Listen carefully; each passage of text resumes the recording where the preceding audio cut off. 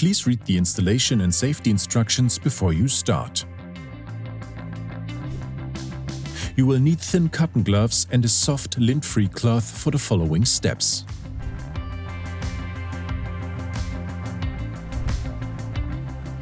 First, gently push the cover in your direction.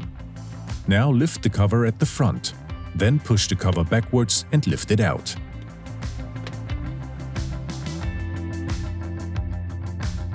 Clean the light element with the lint-free cloth.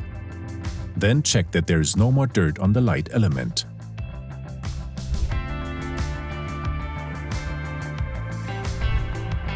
Now you can grab your favorite exchangeable cover.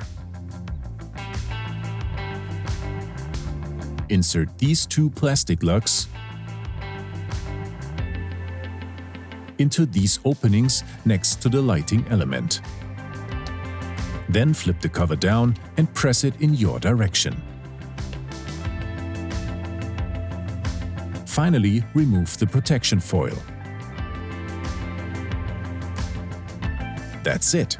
You have now successfully customized your car.